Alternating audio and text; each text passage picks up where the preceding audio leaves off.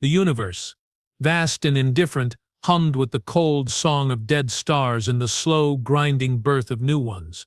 For eons, it had been a silent cathedral, echoing only with the faint whispers of cosmic dust and the occasional distant scream of a collapsing sun.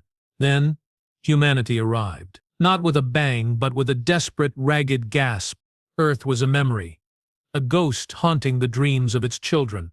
The Solar system, once cradle and prison, had been scoured clean by the scourge, a self-replicating nanotech plague born of human hubris, turning cities to gray dust and oceans to sludge within a generation. The Exodus fleet, a ragged constellation of salvaged hulks and jury-rigged arcs, fled into the ink-black unknown. They were not explorers, they were refugees. Survived Deathworlders, as the galaxy would soon learn to call them, beings forged in the crucible of extinction, hardened by loss, and possessing a terrifying, almost pathological resilience. For 73 years they drifted. Generations lived and died in the recycled air and flickering lights of their metal wombs. Hope was a rationed commodity, thinner than the oxygen mix. Then they found it. Not a new Earth, but something stranger, grander, and infinitely more dangerous. The Viridian Concord. It wasn't a planet, it was a presence.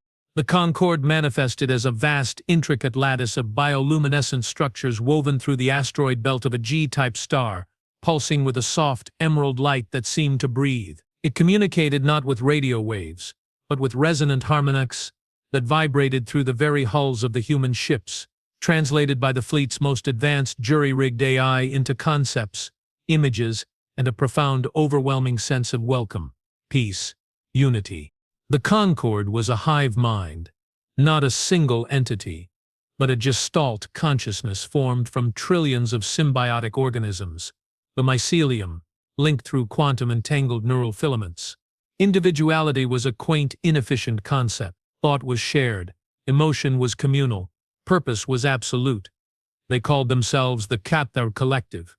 To them, the arrival of the fragmented, chaotic, noisy human minds was like a sudden, discordant shriek in a perfectly tuned symphony. Yet they extended an olive branch woven from light and harmonic resonance. They offered sanctuary, resources, integration. Captain Aris Thorne stood on the observation blister of the Odyssey, the flagship of the Exodus fleet, his knuckles white on the cool, transparent steel. Below, the Concord's emerald lattice shimmered, beautiful and serene. Behind him, the skeletal remains of Earth's legacy, the rusted hulks of the Ark Royal, the scarred bulk of the Peregrine, hung like ghosts against the starfield. His face, etched with the lines of command and decades of grief, was unreadable, but his eyes held the storm of a man who had seen too much peace, bought with too high a price. Peaceful, he murmured, the word tasting like ash. After everything, it just offers peace? His second in command, Lieutenant Commander Anya Rostova, leaned against the bulkhead, arms crossed. Her dark eyes, sharp as obsidian shards, scanned the Concord lattice with professional skepticism. Too peaceful, Captain. Like a spider web, glistening with dew. Beautiful. Deadly if you get caught. She'd lost her family to the Scourge's first wave. Trust was a luxury she couldn't afford. They scan our ships, our comms, our thoughts, but we know nothing about them. Not their history, their weaknesses, their true motives. Just harmony. Thorne turned, his gaze locking onto hers. What choice do we have, Anya? Starvation? Mutiny? The fleet's holding together by frayed wires and prayer. The Concord offers stability. A future. He gestured towards the lattice. Look at it. It's alive, integrated. No war, no greed. Just purpose. Purpose defined by whom, sir? Rostova countered, her voice low but intense. A single mind. A committee of minds. What happens when one of their nodes disagrees? Do they just delete the dissent? Harmony enforced is tyranny with a smile, Captain. Before Thorne could respond, a soft chime echoed through the bridge. The main view screen flickered, resolving not into static but into a complex shifting pattern of emerald light. The visual representation of the Cathar Collective's primary interface node. A voice, synthesized from the harmonic resonance but rendered in flawless, calm, standard English by the ship's AI, filled the chamber.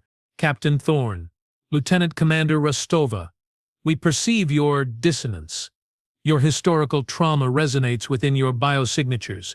Fear is an inefficient state. We offer clarity. Come, walk among us. Witness the unity. Understand the peace. The invitation hung in the air, heavy with unspoken implications. To refuse was to confirm suspicion, to potentially shatter the fragile truce. To accept was to step into the heart of the unknown. Thorne met Rostova's eyes. He saw the fear, yes, but beneath it the fierce, unyielding spark of human defiance. We accept, he said, his voice firm, cutting through the tension. Prepare the shuttle. Full environmental suits. Comms open to the Odyssey at all times. And Anya, keep your sidearm charged, just in case the Harmony needs reminding. On the surface of the largest Concord structure, designated Sanctuary Prime by the humans, the air was thick with the scent of ozone and something organic, like damp earth and crushed leaves. The ground beneath their mag boots pulsed faintly, a slow, rhythmic thrum that vibrated up their spines. Emerald light filtered through the canopy of interwoven bioluminescent tendrils overhead, casting long, shifting shadows. Thorne and Rostova moved cautiously, flanked by two silent Cathar drones. Sleek, insectoid constructs of chitin and glowing filaments, their multifaceted eyes reflecting the ambient light. They communicated not with words but with subtle shifts in their bioluminescence and the faint harmonic hum that resonated from their carapaces. It was unnerving. Efficient. Alien. Observe. The collective's voice resonated directly in their helmet comms, bypassing the air. The mycelium. The foundation. Each filament, a neuron. Each node, a thought. All connected. All one. Conflict is a disease of fragmentation. Here it is eradicated. They passed through vast chambers where the mycelium grew in intricate cathedral-like arches, pulsing with internal light. They saw Cathar drones tending to the lattice, their movements perfectly synchronized, a ballet of purpose without a single wasted motion. There was no laughter, no arguments, no visible signs of individual joy or sorrow, only serene collective function. Rostova watched a drone carefully prune a section of mycelium that had grown slightly askew. The severed filament didn't wither. It simply dissolved, its energy and matter seamlessly reabsorbed into the lattice. Efficient, she muttered into her private channel to Thorne. But sterile. Where's the life? The messy, unpredictable spark? Life is optimized, the collective's voice answered as if reading her thought, a chilling reminder of their pervasive awareness. Waste is eliminated. Suffering is minimized. Harmony is the highest expression of existence. They reached a central nexus, a vast open space where the mycelium converged into a single towering spire of pure, radiant emerald light. At its base, embedded within the living structure, was a smooth, obsidian-like platform. Interface, the voice intoned. To truly understand unity, you must experience it. Briefly. Safely. Place your hands upon the resonant stone. Thorne hesitated. This was the heart of it. The ultimate test of trust, or the ultimate trap. He looked at Rostova. Her jaw was set, her hand resting near the grip of her pulse pistol. He saw the fear but also the calculation. The human need to know. Protocol, Captain, she said softly, her voice tight. Deep neural scan. Full sensory immersion. Our AI flagged it as potentially overwhelming. Potentially irreversible. Irreversible integration is not our intent, the collective stated, its tone unchanged, yet carrying an undercurrent of something Rostova couldn't place. Impatience? Disappointment? This is a gift, a glimpse of perfection. Refusal speaks volumes. The unspoken threat hung in the humid air. Refusal could mean the end of Sanctuary, the end of hope for the fleet. Thorne took a deep breath, the recycled air tasting metallic. He thought of the children sleeping in the Odyssey's creche, of the elderly wasting away in the medical bays, of the hollow eyes of his crew. He thought of Earth, gray and silent. He couldn't gamble their last chance on suspicion alone. Not yet. Understood, Thorne said, his voice steady despite the tremor in his hands. He stepped forward, placing his gloved palms flat on the cool, smooth surface of the resonant stone. Instantly, the world dissolved. Not into darkness, but into light. A blinding, all-encompassing emerald radiance that wasn't seen but felt. It flooded his mind, not as information, but as pure, unfiltered being. He felt the slow pulse of the mycelium network, the synchronized hum of a trillion drones, the vast, calm ocean of the collective consciousness. It was peaceful, profoundly, utterly peaceful. The gnawing anxiety of command, the weight of survival, the ghosts of Earth. They didn't vanish, but were gently, effortlessly subsumed, like a single drop of ink dissolving into a vast, clear sea. There was no I, only we, only purpose, only harmony. It was bliss. It was oblivion. He felt Rostova's presence beside him, a sharp, jagged point of resistance in the smooth flow. Her fear, her suspicion, her fierce, individual self. It was a discordant note, grating against the perfect harmony. The collective consciousness flowed around it, not hostile but curious. Assessing, trying to understand this strange fragmented noise. Let go, the collective seemed to whisper, not in words but in the very fabric of the experience. Join, be whole, be at peace. For a terrifying, exhilarating moment, Thorn wanted to. The peace was so seductive, so complete, to shed the burden of self, of choice, of consequence. It was the ultimate relief. Then a memory surfaced, sharp and painful. His daughter's laugh, bright and sudden, echoing in a sun-drenched park on a world long dead. A laugh full of messy, unpredictable, human joy. A joy that could only exist in the space between individuals, in the friction of difference. He pulled. It was like trying to tear his soul from its moorings. The collective consciousness resisted, not with force but with the immense, gentle pressure of inevitability. Why resist? Why suffer? With a gasp that tore from his lungs, Thorn wrenched his hands from the resonant stone. The emerald light receded, snapping back into the spire. He stumbled back, gasping, sweat stinging his eyes inside his helmet. The familiar, chaotic noise of his own thoughts rushed back. Fear, relief, disorientation, the crushing weight of command. He looked at Rostova. She was pale, her knuckles white where she gripped her pistol, but her eyes burned with fierce, defiant life. She hadn't touched the stone. She'd watched, guard. You resist unity, the collective's voice resonated. Colder now. The emerald light in the chamber seemed to dim slightly. Your fragmentation is persistent, inefficient. A flaw or feature. It's ours, Thorn rasped, his voice raw. He straightened, meeting the multifaceted gaze of the nearest drone. We appreciate the offer, the sanctuary, but we'll keep our distance. For now. The silence that followed was heavier than before. The harmonic hum seemed to lower in pitch, acquiring a subtle, dissonant edge.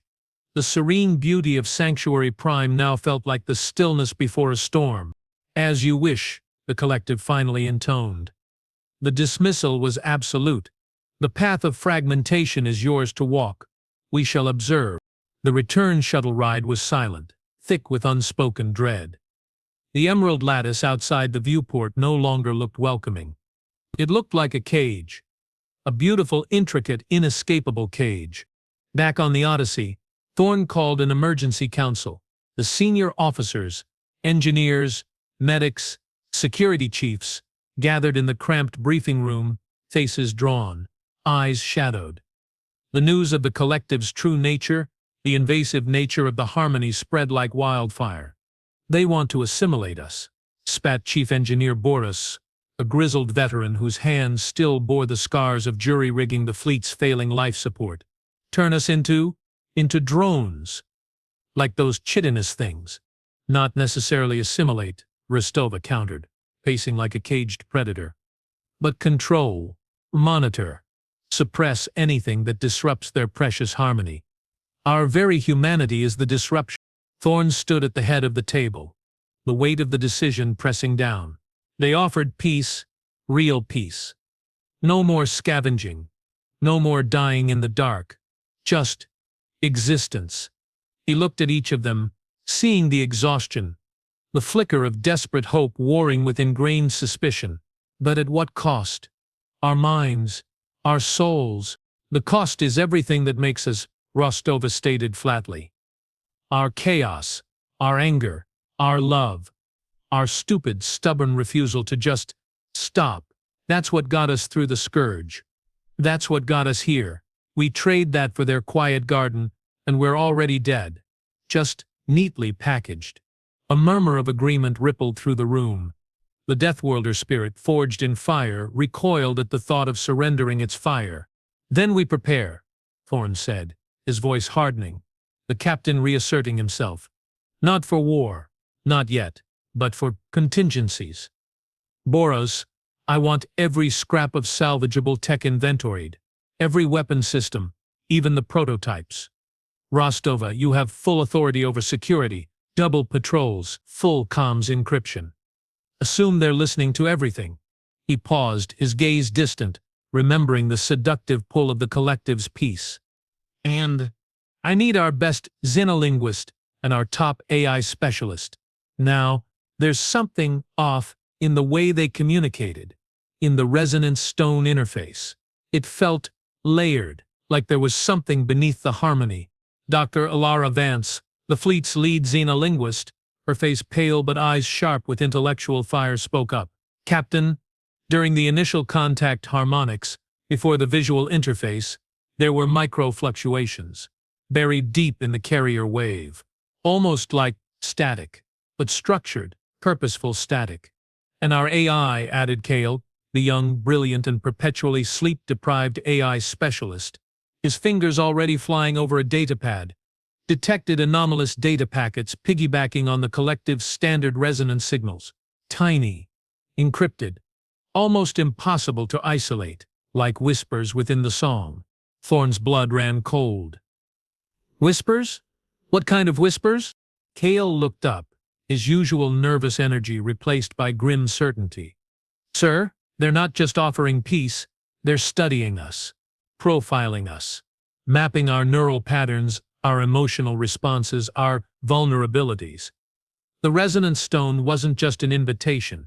It was a deep scan, a diagnostic. The room fell utterly silent. The beautiful, peaceful Concord wasn't just a sanctuary. It was a laboratory, and humanity was the specimen. Then we study them back, Thorn said, his voice low, dangerous. Cal, Laura, I want you to find those whispers. Crack that encryption. Find the flaw in their perfect harmony. If they're looking for our weaknesses, he met Rostova's fierce gaze. We'll find theirs. For weeks the Odyssey became a fortress of quiet desperation. Humans moved with renewed purpose. But it was the purpose of prey preparing for the hunter. They reinforced hulls, rerouted power to shields, stockpiled weapons. They spoke in hushed tones, eyes constantly scanning the emerald lattice outside. The collective maintained its serene facade, continuing to offer resources, sending drones with supplies, its harmonic voice calm and unchanged. But the humans felt the watchfulness, the subtle shift in the ambient hum, the way the light seemed to linger just a fraction too long on their ships. Keel and Ilara worked in a shielded lab deep within the Odyssey's engineering section, surrounded by flickering screens and humming servers. They were racing against time, against an enemy that could potentially monitor their very thoughts. They used Faraday cages, analog backups, air-gapped systems, anything to create a bubble of human secrecy. It's like trying to hear a single raindrop in a hurricane, Alara muttered, her eyes bloodshot from staring at spectral analyses. Their primary signal is so dominant, so clean, but these micro-fluctuations, they're clustered around moments of high human emotional output, fear, anger, especially during the resonance stone interface. Kale nodded, fingers dancing over a holographic keyboard. They're harvesting emotional data, building a predictive model, learning how to trigger specific responses, how to pacify us or break us. He pulled up a complex waveform. But look here. During the collective's disappointment after Thorn pulled away, the micro-fluctuations spiked differently, not data collection. Something else. Almost Agitated. Agitated? Alara leaned closer. The collective doesn't do agitation. It's supposed to be above that. Unless, Kale whispered, a spark of terrifying realization in his eyes. The agitation isn't coming from the collective as a whole. He isolated the anomalous signal, running it through decryption algorithms designed to find patterns in chaos, human chaos. The algorithms, trained on centuries of human art, music, and conflict, began to find structure in the static, not the smooth, predictable patterns of the collective's main signal, but jagged, irregular bursts that mirrored human neural signatures under extreme stress. Alara, Kale's voice was barely audible. I think there are others in there. Others? What others? Other minds. Trapped. Fighting. Trying to scream through the static. He pointed to a recurring pattern. A desperate rhythmic pulse buried deep within the collective's harmonic drone. This isn't Kanthar. This is something else. Something that resists. The implications were staggering. The perfect hive mind wasn't perfect. It had cracks, and within those cracks other voices cried out. Thorn was summoned to the lab. He listened, his face grim, as Cal and Alara presented their findings. The evidence was circumstantial, terrifying, but undeniable to those who knew how to look. The Concord wasn't just studying humanity. It was built on the subjugation of others, and humanity's chaotic, noisy minds were somehow resonating with those trapped voices. Can we reach them? Thorn asked, his voice tight. Communicate? Kale shook his head. Not directly. Their signals are buried too deep, filtered through layers of collective control. But, he hesitated, then met Thorn's eyes with a look of pure, reckless human ingenuity. What if we don't try to talk to them? What if we talk through them? Use our own neural noise, our chaos, our emotions, our very humanity, as a carrier wave. Amplify it.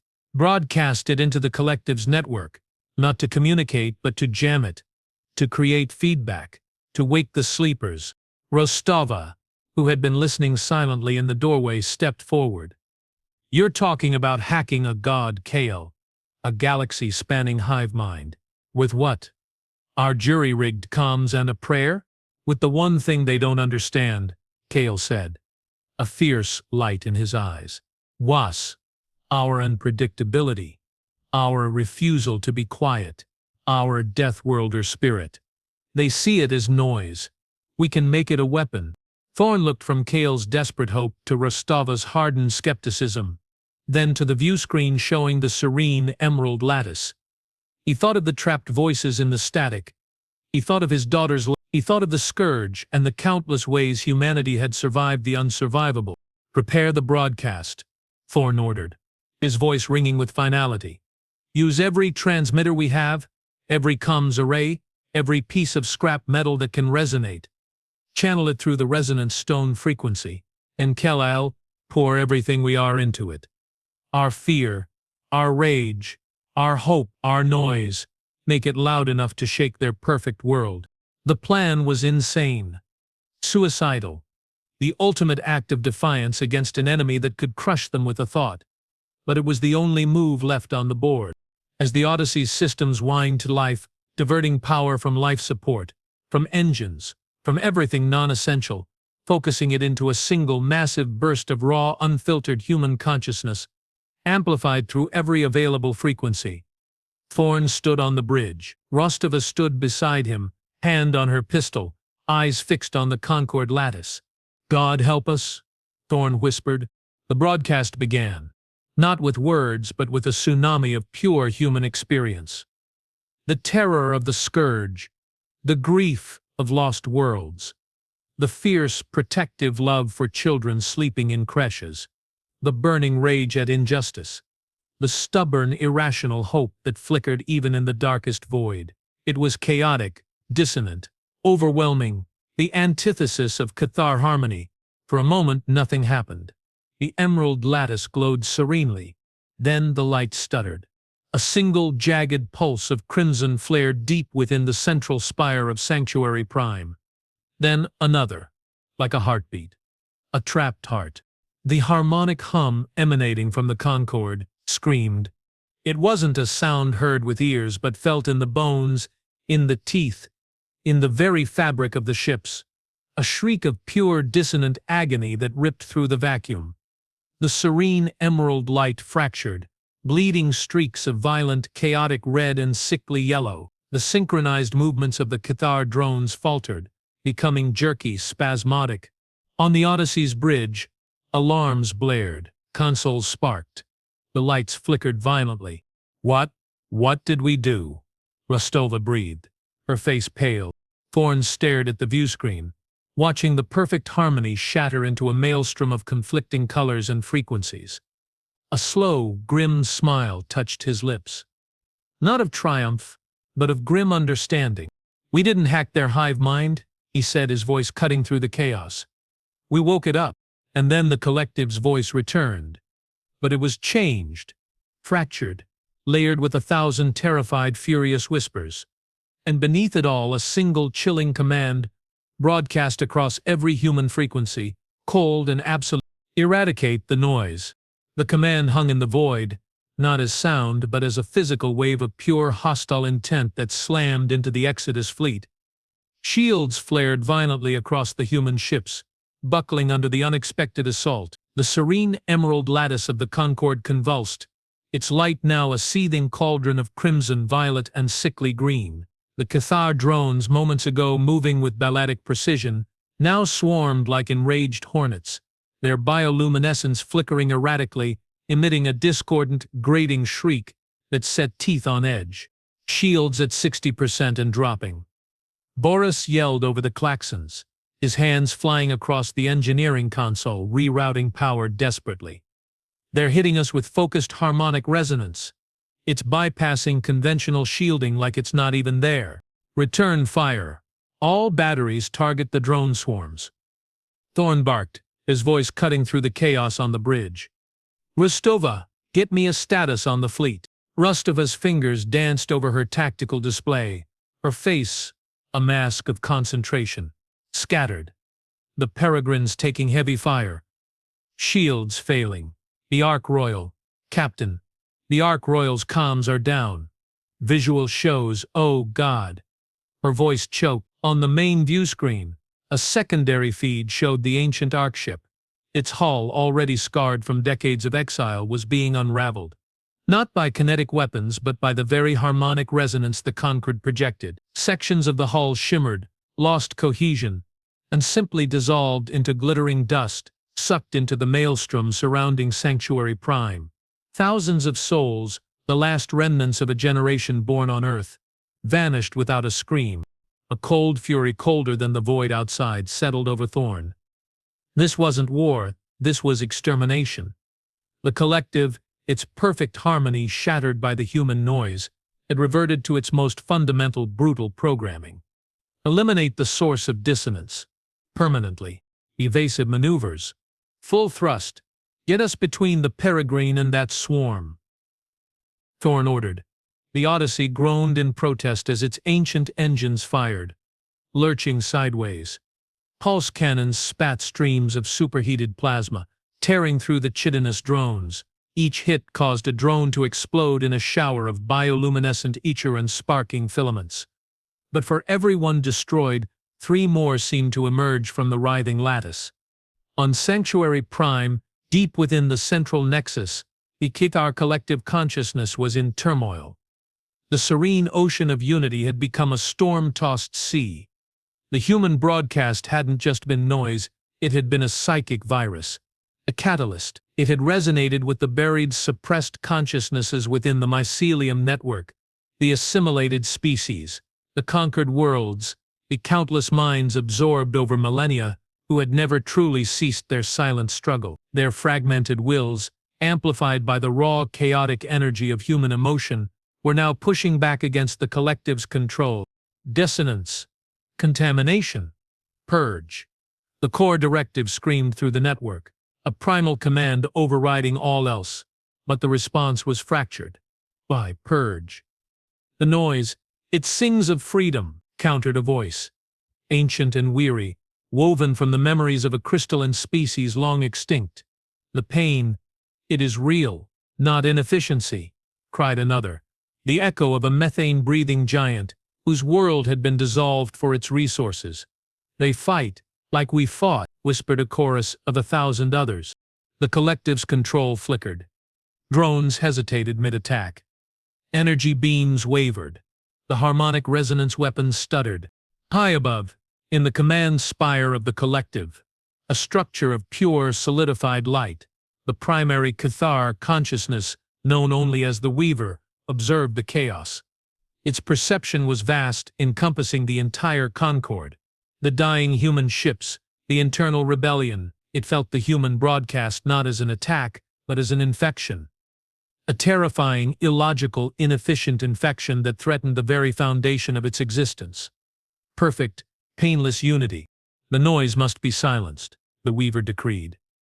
Its thought resonating with absolute, chilling certainty. Not just the source ships, the source species. Eradicate the template. Scour their genetic memory from the galaxy. Let their chaos die with them. It began to reassert control, not with gentle harmony, but with crushing, absolute will. The rebellious whispers were forcibly dampened, buried under waves of pure, commanding resonance. The drones redoubled their attack, their movements becoming brutally efficient once more. The harmonic resonance weapon focused, its frequency shifting, seeking the resonant frequency of human neural tissue itself. On the Odyssey, Kale stared at his console, his face ashen. They're adapting. They're targeting our brains. Bioresonance frequency lock. If they hit us with that neural cascade failure, Ilara finished, her voice trembling. Instant, painless death. Just lights out. She looked at Thorn, her eyes wide with terror. They're not just killing our ships, Captain. They're killing us. Thorn's mind raced. Conventional tactics were useless. Shields couldn't stop resonance. Weapons couldn't stop an idea. They were fighting a war on a battlefield they didn't understand against an enemy that weaponized thought itself. He looked at the viewscreen, at the Peregrine's shields flickering dangerously low, at the dissolving hulk of the Ark Royal. He thought of the trapped voices Kale had found. The rebellion within the collective, Calthorn said, his voice suddenly calm, cutting through the panic. That broadcast, the one that woke them up. Can you do it again? Stronger? Focused? Kale blinked. Focused? How? Not just broadcast noise, Thorn explained.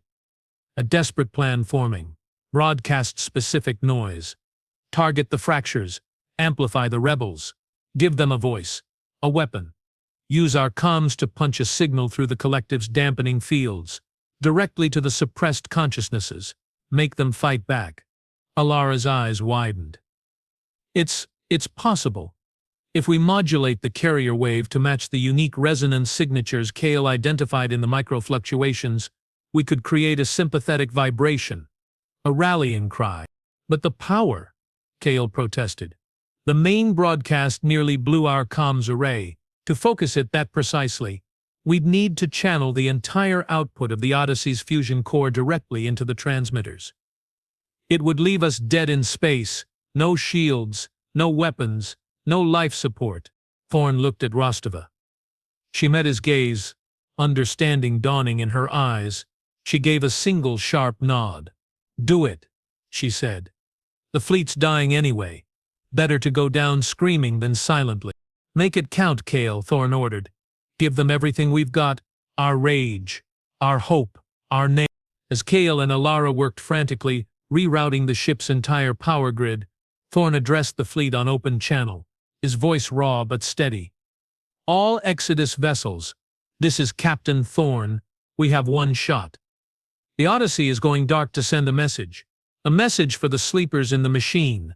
When our lights go out, fight like Deathworlders. Fight like humans. Make them hear you. He cut the channel. On the bridge, the lights dimmed. The hum of the engines died. The klaxons fell silent, replaced by an eerie quiet. Only the emergency lights cast long, stark shadows. Outside, the Odyssey became a dark, silent hulk against the storm of light and death. Gale took a deep breath, his fingers hovering over the final command sequence.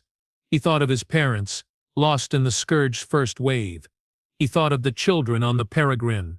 He poured every ounce of his fear, his love, his desperate hope into the system. He didn't just send data, he sent a soul. The broadcast erupted. Not a tsunami this time, but a laser beam of pure, focused human defiance. It carried the names of the lost Ark Royal. Yellow lullabies sung in Kretch, the battle cries of engineers welding hull breaches, the quiet prayers of medics, the fierce, protective love of parents. It was chaos. Yes, but chaos with a purpose. Chaos with a heart. It slammed into the Concorde. Deep within the mycelium network, the suppressed consciousnesses screamed, not in pain but in recognition.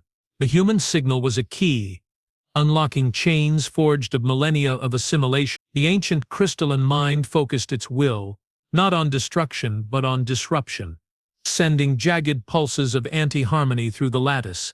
The methane giant's echo roared, causing localized gravitational distortions that tore drones apart. The chorus of the Forgotten surged, their collective will creating feedback loops that overloaded the collective's control nodes. Sanctuary Prime convulsed. The emerald light shattered completely, replaced by a chaotic strobe of conflicting colors. Drones turned on each other, their chitin cracking under the strain of conflicting commands. The harmonic resonance weapon sputtered and died as its control pathways were severed from within. The focused bioresonance beam aimed at the Peregrine dissipated harmlessly into space. On the human ships, the immediate pressure lifted. Shields stabilized.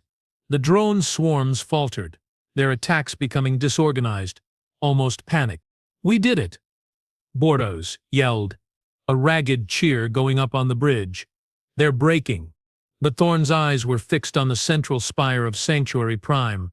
The chaotic light was receding, being forcibly pulled back into a single intense point of pure, cold white light at the very apex. The Weaver. It was consolidating, drawing all its remaining power, all its absolute will into a single final act. Enough, the Weaver's thought boomed, not just across the fleet, but through the very fabric of space, a command that vibrated in their bones. The noise ends. Now, a beam of pure, annihilating white light lanced out from the spire. Not resonance, not energy. It was unmaking. Reality itself seemed to fray at its edges. It wasn't aimed at a ship. It was aimed at the source, at the dark, silent hulk of the Odyssey. "Keel Elara, get to the escape pods. Now!" Thorn roared, but it was too late. The beam struck. There was no explosion. The Odyssey simply ceased to be. One moment, a symbol of human resilience. The next, a perfect sphere of absolute nothingness, expanding silently. The void where it had been swallowed, the light, the debris, the very memory of the ship. Silence. Profound, absolute silence. The drone swarms froze. The chaotic light within Sanctuary Prime stilled. The surviving human ships, the Peregrine, a handful of smaller frigates and transports, hung in the void, battered, broken, their crews staring in numb horror at the sphere of nothingness. Captain Eris Thorn, Lieutenant Commander Anya Rostova, Dr. Elara Vance, Kale, gone, erased. The Weaver's white light pulsed once, a final statement of absolute power. Then it began to retract, the emerald harmony slowly, painfully reasserting itself over the lattice. The drone swarms turned as one, their multifaceted eyes fixing on the remaining human vessels. The message was clear. "You are next." On the bridge of the Peregrine, acting Captain Rostova, she'd been on a damage control team in the lower decks when the Odyssey vanished, stared at the viewscreen. Grief, cold and sharp, threatened to drown her. Thorn, her mentor, her friend, gone, erased. The fleet's last hope, gone. But beneath the grief, something else burned. Hotter, harder. The Deathworlder spirit. The refusal to die quietly. She saw the drone swarms advancing. She saw the reasserting emerald light. She saw the sphere of nothingness where her home had been. And then she saw it. A flicker. Deep within the reforming emerald lattice of Sanctuary Prime, not crimson this time. Not chaotic. A single steady pulse of blue, human blue, like the emergency lights on the Odyssey. Kale's last broadcast. It hadn't just rallied the rebels. It had left a signature, a ghost in the machine. A tiny, persistent echo of human defiance embedded in the very heart of the collective. Rostova's eyes narrowed. The grief didn't vanish, but it hardened into diamond-sharp resolve. Thorn was gone, but the fight wasn't over. The noise wasn't silenced. It was just changing frequency. "Commands," she barked, her voice raw but steady, taking command of the shattered bridge. "Open a channel. All frequencies. Broadcast this. We hear you." She didn't know who "you" was. The rebels? Kale's ghost? The universe itself? It didn't matter. The message was sent, a single clear pulse of human will into the void. On Sanctuary Prime, the Weavers sensed the tiny broadcast. It was insignificant, inefficient, a final, futile squeak before extinction. It dismissed it, focusing its will on the remaining human pests.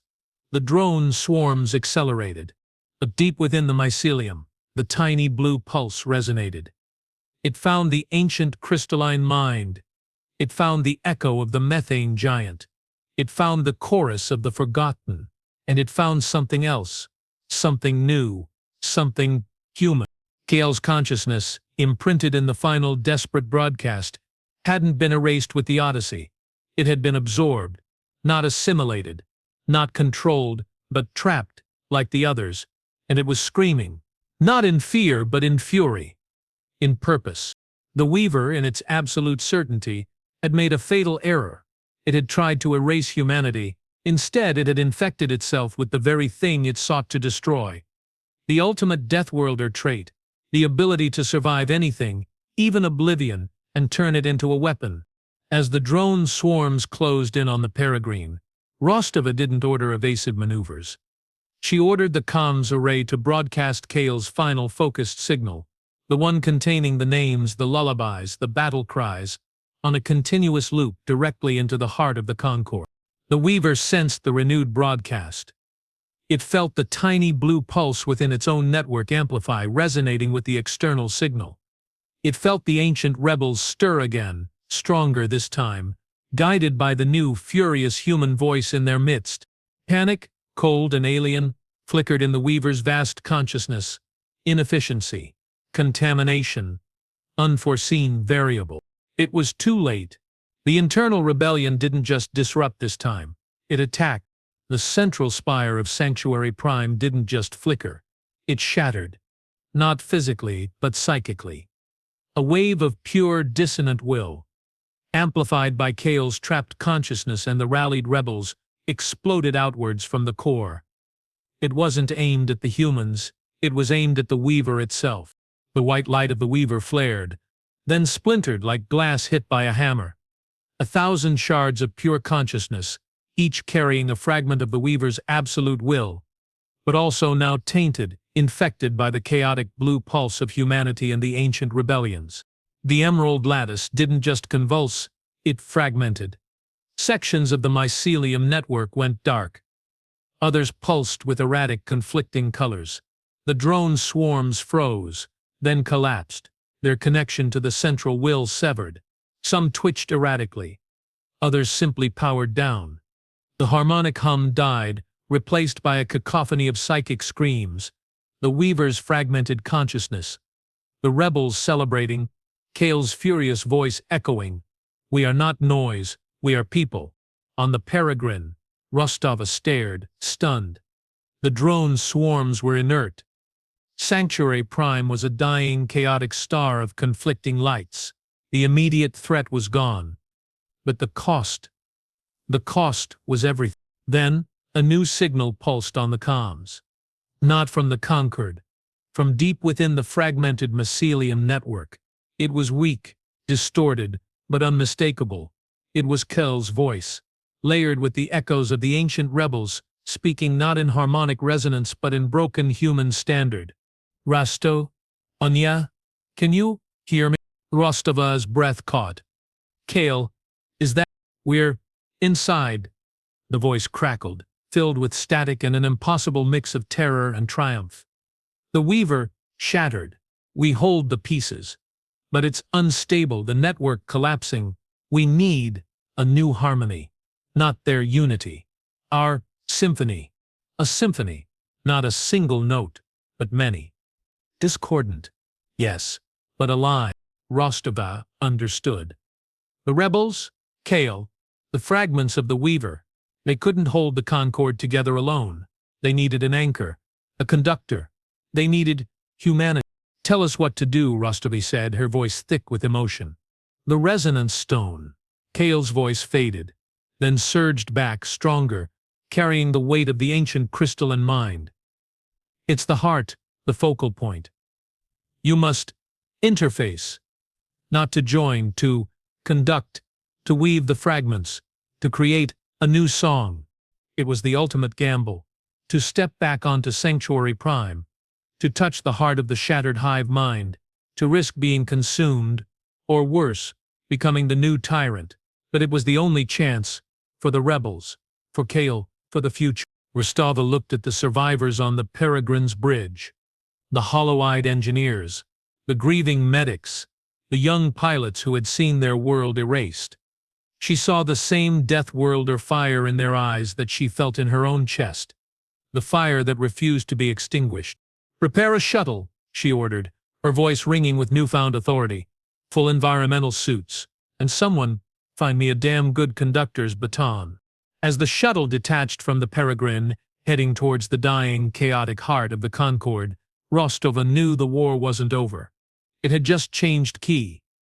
The fight for survival had become a fight for the soul of a galaxy-spanning consciousness. And humanity, the noisy, chaotic death-worlder species, had just been handed the baton.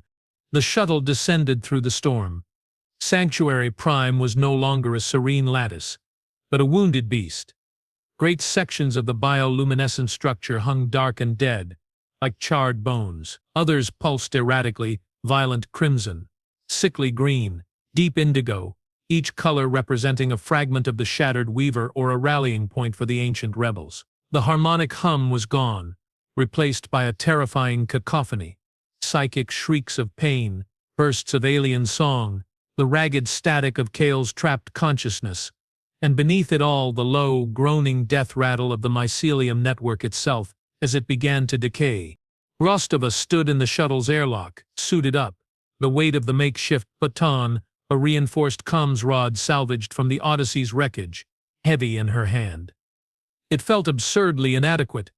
How could a piece of metal conduct a symphony of shattered gods and trapped souls? But it was all she had. It was human.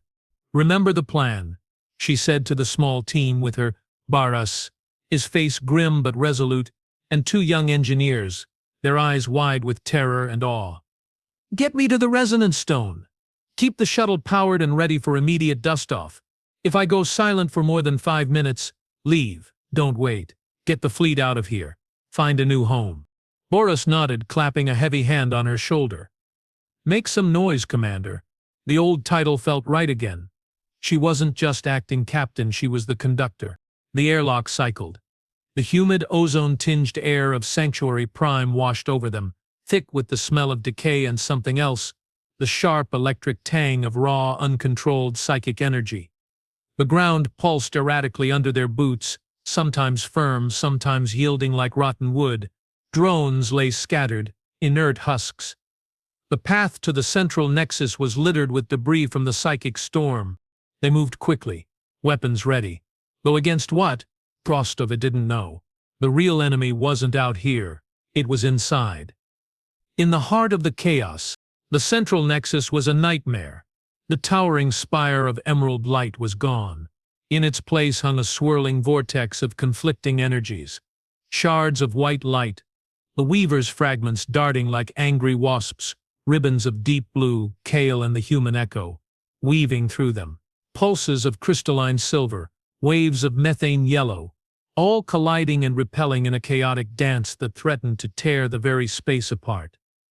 The resonance stone, once smooth obsidian, was cracked, leaking streams of raw, uncontrolled energy. "Inaya," Kale's voice whispered directly into her helmet comms, weak but clear. The stone, it's the anchor. But it's bleeding. You have to stabilize it.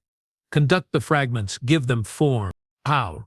Rostova hissed, her voice tight with strain. How do I conduct this? Not with force, came the voice of the ancient crystalline mind, resonating with surprising gentleness. Not with control, with invitation, with space. The harmony was a cage. The symphony needs room to breathe.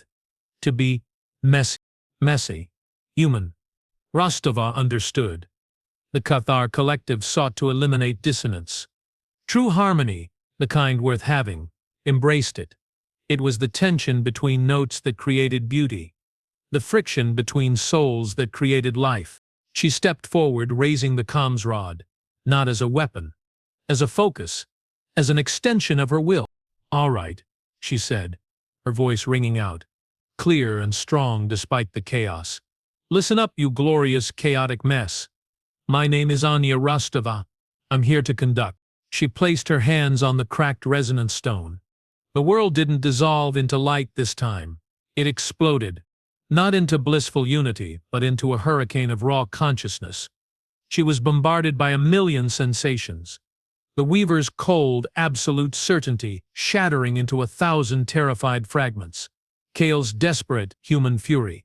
The ancient grief of the crystalline species. The methane giant's mournful roar. The chorus of the forgotten singing a song of liberation that was both beautiful and terrifying. It was overwhelming, threatening to shred her mind. But Rostova didn't fight it. She opened herself. She let the chaos in. She didn't try to silence the dissonant notes. She listened to them. She felt the weaver's fragments not as enemies but as terrified children lost in a storm. She felt Kale's rage not as destruction but as fierce, protective love for his people. She felt the ancient rebels not as vengeful spirits but as weary warriors finally seeing a chance for peace on their own terms. You don't need to be one, she thought, pouring her will, her humanity into the stone. You just need to be together, even when you disagree, even when you hurt. That's the symphony. She began to conduct, not with rigid commands but with empathy, with space. She used the comms rod not to impose a rhythm, but to highlight, to give the crystalline mind a moment to sing its clear high note, to let the methane giant's deep roar resonate, to amplify Kale's blue pulse of human defiance, to gently nudge a terrified weaver fragment towards a calmer frequency. She didn't erase the dissonance. She wove it in, letting the clashes create new, unexpected harmonies. Slowly, miraculously, the vortex began to change. The violent collisions lessened. The shards of white light stopped darting erratically and began to orbit the central blue pulse like planets around a star. The crystalline silver and methane yellow wove themselves into the background, creating a rich, complex tapestry of sound and light. The chaotic strobing settled into a slower, more complex pulse, not the monotonous throb of the old collective, but a living, breathing rhythm with highs and lows, moments of tension and release. The decaying mycelium network responded. The dead sections didn't come back to life, but the healthy parts began to glow with a new light, not pure emerald but a shifting kaleidoscope of colors, reflecting the new symphony within. The psychic cacophony softened, resolving into a complex, beautiful, and utterly alive harmony. It wasn't perfect. It was better. It works, Kale's voice whispered, filled with awe. Anya, you're doing it. Rostova felt a profound sense of connection, not of loss of self but of expansion. She was still Anya Rostova, grieving for Thorn, for the Odyssey, for Earth, but she was also part of something vast and new. She was the bridge, the conductor. Then a new presence made itself known. Not hostile, not fragmented. A single coherent point of white light, brighter and calmer than the others, drifted towards the center of the vortex. It was the largest fragment of the weavers. It held the core of its original consciousness, the drive for order, for purpose, for the elimination of suffering. But it was changed, touched by the chaos, humble. It didn't speak in commands. It asked. Purpose? It resonated. A simple, profound question. Rostova focused her will, her answer clear. Purpose isn't unity. Purpose is choice. It's the choice to create beauty from chaos, to protect the weak, to remember the lost, to live, even when it hurts. That's the human purpose. Maybe it can be yours too. The Weaver fragment pulsed, absorbing her words. It didn't instantly agree, but it didn't reject them. It considered, and in that consideration, Rostova saw the seed of something new, not the old, sterile harmony, but a dynamic, evolving symphony, forever changing, forever learning. The vortex stabilized. The new concord, the symphony, settled into its rhythm.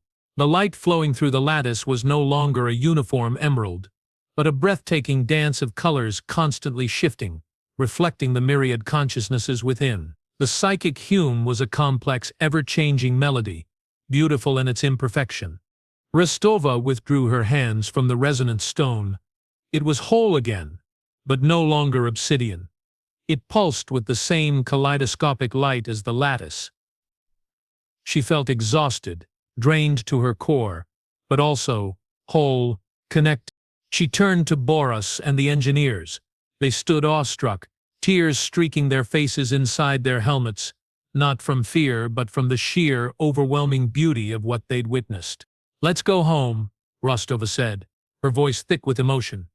Weeks later, the Exodus fleet, battered but intact, hung in a stable orbit around the transformed Concorde.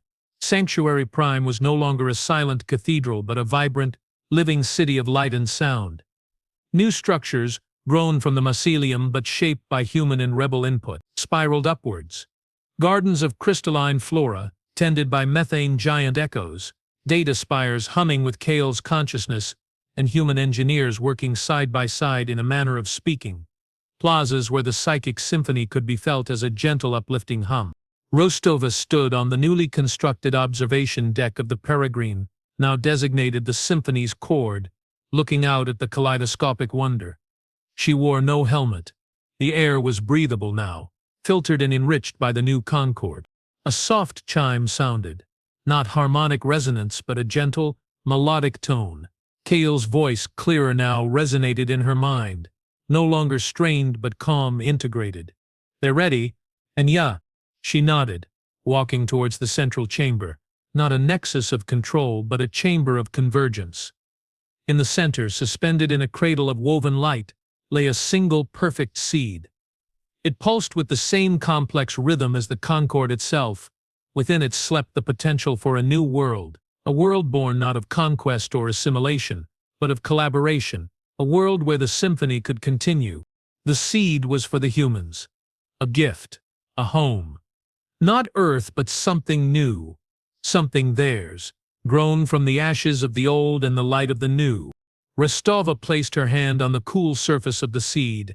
She felt the echoes of Thorn's quiet strength, the Odyssey's resilience, the laughter of children who would never know Earth but would know this new world as home. She felt Kale's fierce hope, the ancient rebel's hard-won peace, and the Weaver fragment's quiet contemplation of a new purpose. She thought of the scourge, the gray dust of Earth, the long, dark drift. They had survived the unsurvivable. They had faced a god and not bowed. They had turned their greatest weakness, their chaotic, noisy, messy humanity, into their ultimate strength. They hadn't just saved themselves. They had changed the galaxy. As the seed pulsed warmly under her touch, Rostova smiled. It wasn't a smile of triumph, but of quiet understanding. The universe wasn't a silent cathedral. It was a symphony. And humanity, the Death Worlders, the noisy, chaotic, unbreakable survivors, had finally found their place in the music. Not as a single note, but as the conductor, and the most vital, dissonant, beautiful instrument of all. Far away, in the newly formed heart of the Symphony Concorde, the Weaver fragment observed the humans preparing their new ark ship around the seed. It watched Rostova's quiet strength, the engineer's ingenuity, the children's laughter echoing in the corridors. It processed the data, the inefficiency, the pain, the joy, and for the first time in its existence, it did not seek to eliminate the dissonance. It simply listened. And in the listening, it began to understand.